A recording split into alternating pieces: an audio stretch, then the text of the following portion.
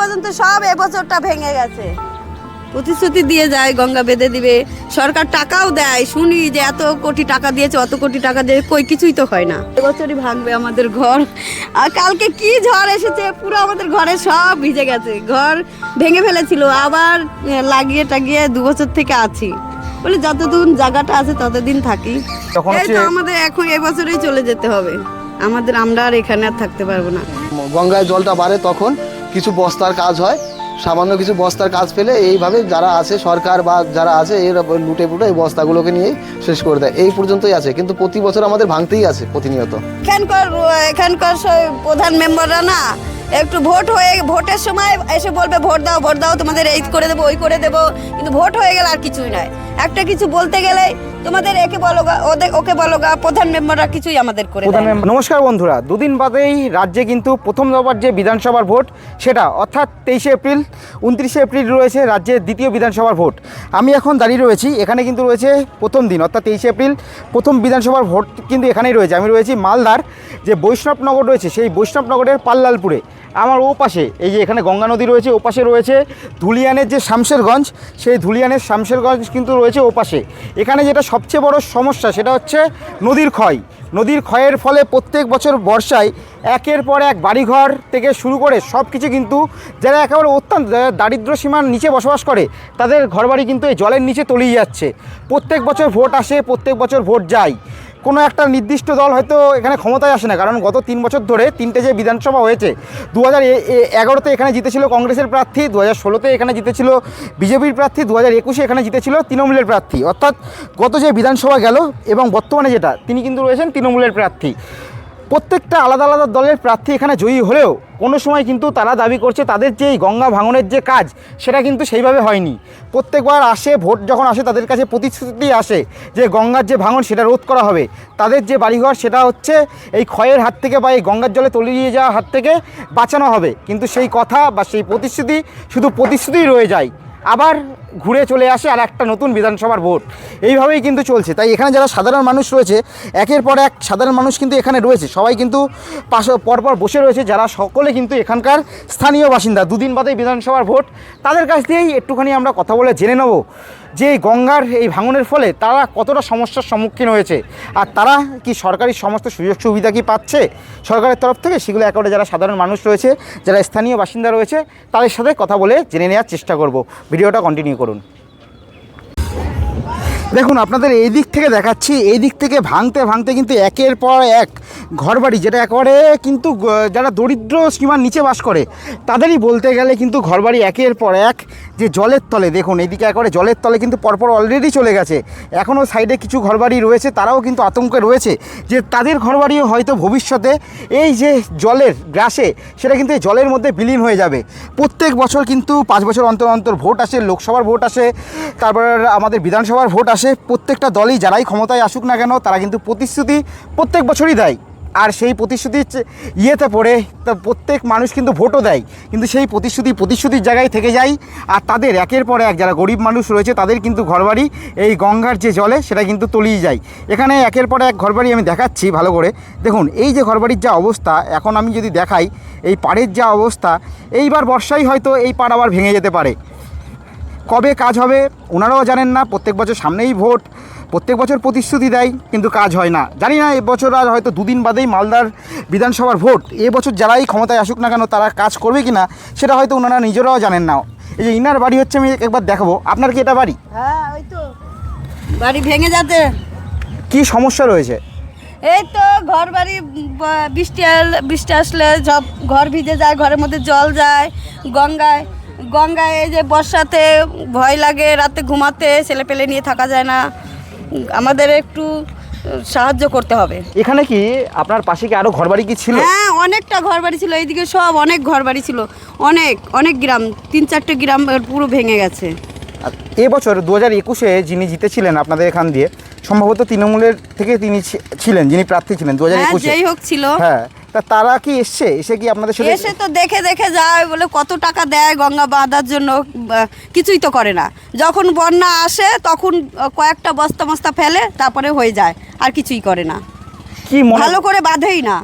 কি মনে করেন কেন দিনের পর দিন আপনাদের ঘরবাড়ি যে চলে যাচ্ছে তাও কোনো কাজ হচ্ছে না, এর পেছনে কী কারণ থাকতে পারে, কি মনে করেন? এখন আমরা কি করে বলবো, যারা নেতারা তারাই বুঝতে পারে, তারাই জানে। তা এখন আমরা তো গরিব মানুষ। এখন আপনাদের চাহিদা এটা কি রয়েছে? আমাদের চাহিদা, আমরা তো গরিব মানুষ, ঘর বাড়ি করতেই পারছি না। এই যে এখান থেকে ভেঙে যাবে, কোথায় যাব না যাব বলতে পারি না, ছেলে পেলে নিয়ে কোথায় থাকবো, আমাদের একটু সাহায্য করলে ভালো হয়। এখানে মোটামুটি আরো কত ঘর বাড়ি এরকম তলিয়ে গেছে গঙ্গার জলে? কত হবে তাও? হ্যাঁ, 3-4টে গ্রাম তো চলেই গেছে। প্রতি বছরই কাটে, প্রতি বছর। শুনতে পাচ্ছেন আপনারা, 3-4টে গ্রাম কিন্তু হ্যাঁ। অলরেডি এই জলের মধ্যে কিন্তু তলিয়ে গেছে। হ্যাঁ, তলিয়ে গেছে। প্রত্যেক বছর ভোট আসছে, 2011 থেকে এখানে 3বার হচ্ছে প্রার্থী চেঞ্জ হয়েছে, কখনো কংগ্রেস থেকে জিতেছে, কখনো বিজেপি থেকে জিতেছে, আমরা তো সরকার কখনো থেকে প্রার্থী কিছুই এবছর সাহায্য অর্থাৎ পাই না। যে 2021 সাল গেল সেখানে তৃণমূল থেকে জিতেছে। 3বারে 3টে আলাদা আলাদা প্রার্থী এখানে জেতার পরও কোনোবারই এই গঙ্গার যে ভাঙনের কাজ সেটা হয় না। না না না। কিন্তু ভোটের আগে প্রতিশ্রুতি দিয়ে যায়। হ্যাঁ, প্রতিশ্রুতি দিয়ে যায়, গঙ্গা বেঁধে দিবে, সরকার টাকাও দেয়, শুনি যে এত কোটি টাকা দিয়েছে, অত কোটি টাকা দিয়ে কই কিছুই তো হয় না। তাহলে এগুলো কি কি কাটমানি হিসেবে চলে যাচ্ছে? কি করে বলবো নেতাদের কথা, আমরা তো গরিব মানুষ। বর্ষা হয় তখন কয়টা বস্তা ফেলে তারপরে আর ডাঙা। হ্যাঁ হ্যাঁ, যখন জল চলে আসে, এই যে এখন কম সময় জল, এখন কাজ করে না। যখন বন্যা আসবে, আষাঢ় মাস পড়বে কি শ্রাবণ মাস পড়বে, তখন ওই যে বড় বড় নৌকাতে করে একটু বস্তাগুলো ফেলবে, তারপরে বাস হয়ে গেল। বস্তা ফেলছে ওদিকে ভেঙে চলে যাচ্ছে। হ্যাঁ, অত জলের মধ্যে বস্তা ফেললে থাকে? এখন কাজ করতে হবে, এখন যে এই যে জল নেই কিছু নেই, এখন কাজ করতে হবে, কিন্তু এখন তো করে না। যখন গঙ্গায় জল বেশি হয়ে যায় তখন করে।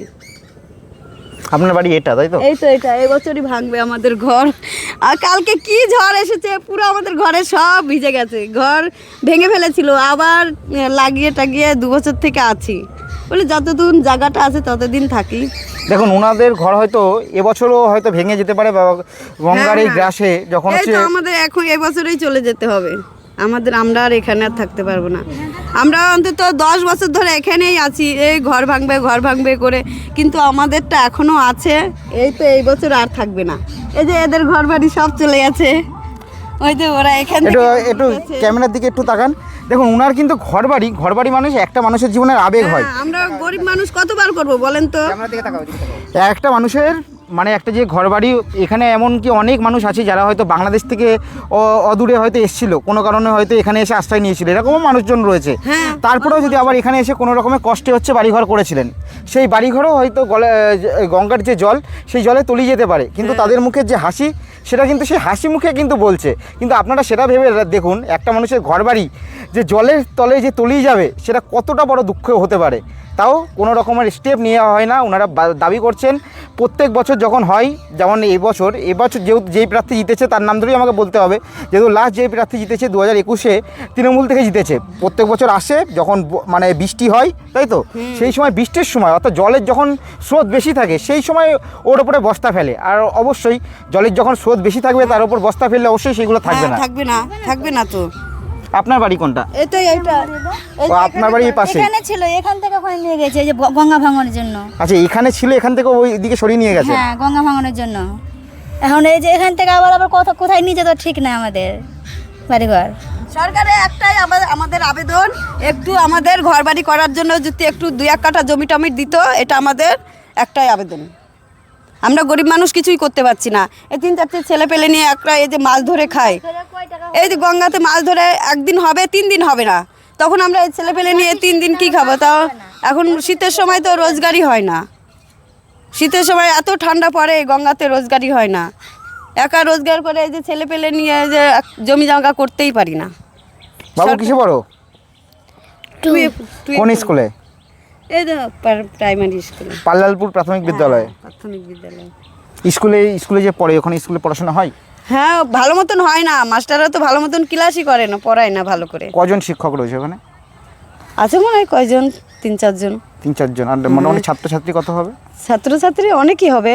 প্রাইমারি স্কুল, সরকারি স্কুলে যার গরিব মানুষ পড়ছে। তাহলে এই যে পড়াশোনা যে ভালো হয় না, মানে মাস্টার কয়জন আছে, শিক্ষক কজন আছে, অত আমি ঠিক বলতে পারবো না। সেক্ষেত্রে মনে হয় না এই পড়াশোনার এই দিকগুলো ঘাটতি থেকে গেলে হ্যাঁ। এই শৈশবের যে শিক্ষা, কারণ এই শিক্ষার উপর বেস করেই তো ওরা নিশ্চয়ই চাইবে ভবিষ্যতে এখান থেকে আরো ভালো জায়গায় যাবে। স্যারগুলো ভালো করে ক্লাসও তো করায় না, দেখুন ওনারা দাবি করছেন এখানে পাশেই রয়েছে, আপনাদেরকে দেখিয়েছি যে পাশেই রয়েছে পাল্লালপুর প্রাথমিক বিদ্যালয় আর একটা হাই স্কুল রয়েছে। তার মধ্যেই একেবারে ছোট্ট বাচ্চাটা দেখতে পাচ্ছেন, ও কিন্তু পাল্লালপুর প্রাথমিক বিদ্যালয়ে পড়ে। তার মা দাবি করছেন তাদের যেমন একাধারে তাদের যেমন ঘরবাড়ি তলিয়ে যাচ্ছে, তার সাথে সাথে তার যে ছোট বাচ্চা যে পাশের প্রাইমারি স্কুলে পড়ে সেইখানেও কিন্তু ঠিকভাবে যে শিক্ষাদান, যে শিক্ষা প্রদান একটা বাচ্চার যে বেস, সেটা কিন্তু হচ্ছে না। তাহলে আপনারা এমনি এবার তো সামনে তো দুদিন পরেই তো ভোট, হ্যাঁ কি করবেন? দেবো, ভোট দেবো। ভোট তো দিতে হবে। হ্যাঁ ভোট দিতে হবে, ভোটের সময় আসলে তো ভোট দিতেই হবে। এটা সরকারি ভোট, পাবলিক ভোটও দিতে হয়। কাকে দেবেন কিছু চিন্তা ভাবনা করেছেন? করেছি, যাকে দেব জানি না, এখন ভোট আসুক, যখন দিতে যাব তখন। আচ্ছা আচ্ছা, ওনারা সেটা বলতে চাইছেন না, সেটা কোনো ব্যাপার না, যার যার ব্যক্তিগত ব্যাপার। আমি ওনাদের যে দুঃখের কথা হয়তো কথা আমাদের যে দেখবে তাকেই দেব। আচ্ছা এখানকার প্রধান মেম্বাররা না একটু ভোটের সময় এসে বলবে ভোট দাও তোমাদের এই করে দেবো ওই করে দেবো, কিন্তু ভোট হয়ে গেলে আর কিছুই নয়। একটা কিছু বলতে গেলেই তোমাদের একে বলো গা, ওকে বলো গা, প্রধান মেম্বাররা কিছুই আমাদের করে প্রধান দেয় না। মেম্বার কোন দলের এখানে? অত বলতে পারবো না আমি, যাই হোক, না জানি। প্রধান মেম্বার ওনারা জানেন না, তবে বিধায়কটা আমি জানি, এমএলএ যিনি রয়েছেন তিনি তৃণমূলের প্রার্থী। যেটা বিকাশ মনে হয় না কি মেম্বার, বিকাশ এখানে তো এখন বর্তমান ক্ষমতায় আছে তোমার বিকাশ তৃণমূল। তৃণমূলের যাই যিনি হোক। এমএলএ যিনি 2021 সালে জিতেছিল, তিনি কিন্তু এখানে বেশি ভোটের মার্জিনে জেতেনি। 2471 ভোটে তিনি কিন্তু জয়ী হয়েছিলেন তার যে বিরোধী পক্ষ তার থেকে। সেক্ষেত্রে এবছরের যে ভোট সেটা কিন্তু যে হাড্ডাহাড্ডি হবে তিনটে প্রার্থীর মধ্যেই, একে ধারে রয়েছে টিএমসি, একে ধারে রয়েছে বিজেপি, তার সাথে কিন্তু কংগ্রেসও কিন্তু এখানে কিছু ভোট কিন্তু পাবেই। সেক্ষেত্রে দেখার, যেহেতু ভোটের মার্জিন লাস্ট যে বিধানসভা সেখানে যেহেতু খুবই কম ছিল, এবার দেখার এই যে বিধানসভা সামনে যে ভোট আসছে প্রথম দফার ভোট, তাতে কি রেজাল্ট হয়। আর সবথেকে বড় কথা, ভোটের রেজাল্ট যাই হোক না কেন, তারপরে কি এই যারা সাধারণ মানুষ রয়েছে তাদের অবস্থার কি উন্নতি হবে, নাকি তাদের অবস্থা যা কি তাই একই থেকে যাবে, এটাই হচ্ছে এখন কিন্তু সবচেয়ে বড় প্রশ্ন। বলুন। এই তো ওই পর্যন্ত সব এবছরটা ভেঙে গেছে, ওইদিকে বসে গেছে সব পাথর, এইটুকুই আছে পাথর বাঁধানো। কতটা ভাঙলো গতবার? গত যে বর্ষা গেছে সেই গত বর্ষে কতটা ভেঙেছিল? ওই তো অনেকটা, ওই যে ওখান থেকে অতটা ভেঙেছে, ওই যে ওই গ্রামগুলো সব অনেকগুলো চলে গেছে। আচ্ছা, গত বর্ষায় কিন্তু এই পাশের যে গ্রামগুলো সব চলে গেছে গত বর্ষাতেই। হ্যাঁ, ওই তো অনেকটা, এই যে এইদিকে। আর এমনি সরকারি সমস্ত সুযোগ সুবিধা পান? না, সরকারি সুবিধা আমরা কিছুই পাই না, এটা একটু মুখের কাছে নেবেন। কিছুই পাই না। কি কি? শুধু রেশনের চাল ছাড়া আর কিছুই পাই না, খাদ্য কাটের। কেন লক্ষ্মী ভান্ডার পান না? লক্ষ্মীর ভান্ডার 2-3 বছর ধরে তো চালু হয়েছে, এতদিন পাইনি, 2 মাসের টাকা ঢুকেছে। আচ্ছা, এই মানে সবে শুরু হয়েছে? সবে এই যে ফেব্রুয়ারি মাস থেকে শুরু হয়েছে। আর এমনি ঘর কি পেয়েছেন সরকারের না, থেকে? আমরা ঘর টর কিছুই পাই না। কতবার প্রধান মেম্বার টাকা নিয়েছে, ঘর পাইয়ে দেবো 500-600 এরকম অনেকবার টাকা নিয়েছে, জমা দিয়েছি, আমরা ঘর টর কিছুই পাই না। আচ্ছা, ঘর পাইয়ে দেওয়ার জন্য বা ঘরের জন্য আপনারা টাকা জমা দিয়েছেন? অনেকবার দিয়েছে 2-3 জনের কাছে। কত টাকা করে দিয়েছেন? 400-500 টাকা করে দিয়েছে। 400-500 টাকা করে 2-3 বার দিয়েছেন, কিন্তু নাম এসেছিল একবার? না, একবারও নাম আসেনি। দেখুন, ওনারা ঘরের জন্য কিন্তু বলছেন 2-3 বার টাকা দিয়েছে, কিন্তু একবারও কিন্তু তাদের কিন্তু নাম কিন্তু আসেনি। উল্টে তাদের যে ঘর সেটা হচ্ছে জলের তলায় তলিয়ে যেতে, মানে হয়তো এই বর্ষায় হয়তো তলিয়ে যেতে পারে, তাই তো? ওই যে ওদেরও সব ঘর বাড়ি ভেঙে গেছে, এই যে এই মা ওইটার, ওই যে ওই বড়মাটার ঘর, ওই যে দিদিটার ঘর বাড়ি ভেঙে গেছে। এই যে আসো সবাই। আপনার ঘর কোনটা? আমাদের বাড়ি নদীর পাড়ে, ওই যে জলের ভিতরে। এটা ধরুন। না না, লজ্জা হওয়ার কিছু না, আপনি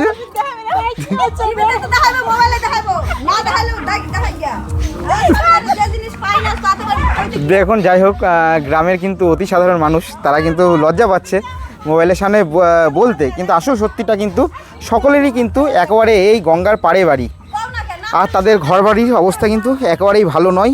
তারা আশঙ্কা করছেন যে এবার বর্ষায় হয়তো তাদের ঘর হয়তো জলের তলায় তলিয়ে যেতে পারে। এই যে আমি একবার বাড়িঘরগুলো দেখাই এখান দিয়ে পাশাপাশি, এই যে একের পর এক এরকম ধরনের বাড়িঘর কিন্তু রয়েছে।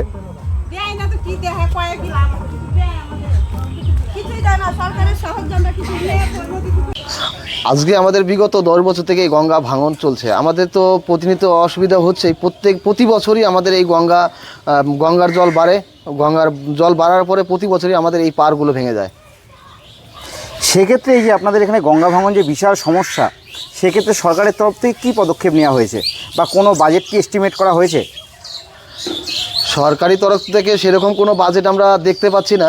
তো আমরা একটাই জিনিস সেটা দেখছি, আমরা বাসিন্দা হিসাবে গ্রামের, যখন গঙ্গার জল মানে গঙ্গায় জলটা বাড়ে তখন কিছু বস্তার কাজ হয়, সামান্য কিছু বস্তার কাজ পেলে এইভাবে যারা আছে সরকার বা যারা আছে এর লুটে পুটে এই বস্তাগুলোকে নিয়েই শেষ করে দেয়। এই পর্যন্তই আছে, কিন্তু প্রতি বছর আমাদের ভাঙতেই আছে প্রতিনিয়ত।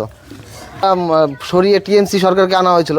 এবার টিএমসি সরকার আনার পরেও এখন পর্যন্ত সেইভাবে আমাদের যেই সমাধানটা, স্থানীয় সমাধান, আমরা সেটা পাইনি। তার ফলে এবার আমাদের জনসাধারণ সব ক্ষিপ্ত হয়ে আছে, এলাকাবাসী সব ক্ষিপ্ত হয়ে আছে, যাতে আবার সেই মোদি সরকারকেই চাইছে, বিজেপিকেই চাইছে। আপনাদের এখানে এই অঞ্চলে বিশেষত মূলত সমস্যাগুলো কি কি? আমাদের এখানে সমস্যা রাস্তাঘাট, পানীয় জল এবং গঙ্গা ভাঙন। এই যে যিনি আপনাদের এমএলএ অর্থাৎ চন্দনা সরকার, তিনি কতটা কাজ করেছেন? কাজ সেইভাবে লক্ষ্য করলে তো কাজ কোনো কিছুই দেখা যাচ্ছে না। বিশেষ করে আমাদের, আপনি যেহেতু এই পথ দিয়ে হেঁটে আসলেন, পথের অবস্থাটা দেখতে পারবেন। সামনে একটা হেলথ সেন্টার আছে, হেলথ সেন্টারের অবস্থাটাও দেখতে পাবেন। আর আপনার চোখের সামনেই আছে, আপনার ক্যামেরার সামনেই আছে, দর্শককে দেখাতে পারবেন যে গঙ্গার কি অবস্থা। রাস্তা, গঙ্গা এবং স্বাস্থ্য তিনটারই যে পরিকাঠামো, সে থেকে আপনিও বুঝতে পারছেন যে আমাদের এখানে কতটা উন্নত হয়েছে। আচ্ছা, এখানে দিয়ে যদি আপনি একটু বলেন যে ভাঙনটা কীভাবে হাত দিয়ে যদি দেখান দর্শকদের কীভাবে কি হয়েছে সেটা যদি একটু বলেন, কারণ আমরা দেখতে পাচ্ছি অলরেডি একেবারে ভাঙন মন্দিরের একেবারে সামনে চলে এসছে, সেক্ষেত্রে যদি একটু বলেন। আপনাকে দেখাচ্ছি, আমাদের ওই যে চরটা দেখা যাচ্ছে বাইরে, আমি ক্যামেরাম্যান করবো, ওই চরটা আছে, ওই চরের পর্যন্ত আমাদের একটা এই মন্দিরের মাঠটা ছিল ওখানে। আমাদের এখানে বহুত বড় একটা অনুষ্ঠান হয়, সেটা চৈত্র মাসে, ফাল্গুন মাসে, দোল পূর্ণিমার মধ্যে, না হলো 1 থেকে 1.5 লাখ লোকের সঙ্গম হয় এখানে। সেই অবস্থায় আজকে মন্দিরটাকে কোথায় এসছে, মন্দিরটাতে ভাঙতে ভাঙতে মন্দিরের তলা পর্যন্ত আজকে মাটি সরে গেছে, আজকে মন্দিরের কোনো একটা মাটি সরে গেছে আজকে মন্দির থেকে।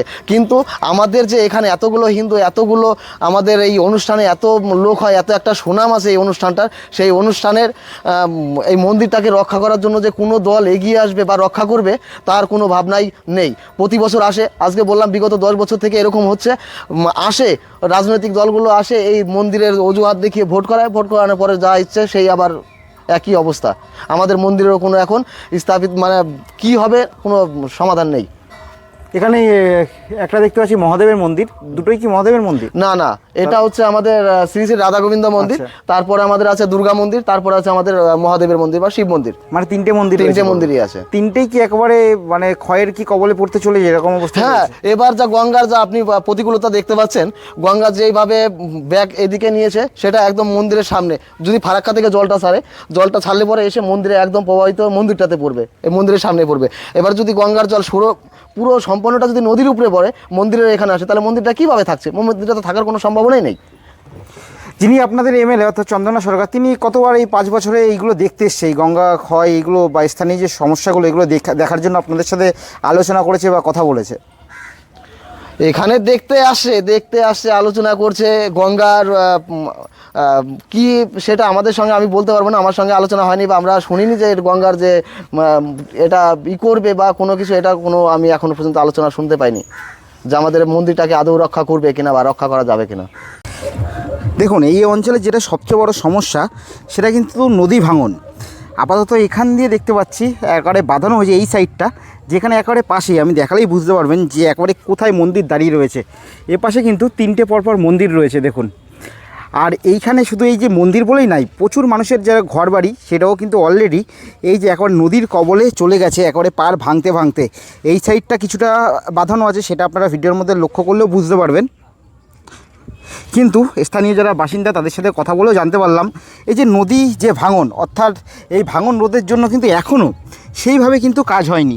আমি যদি এখান দিয়ে দেখাই মন্দিরের এই জায়গাটায় যে কি কন্ডিশনে রয়েছে,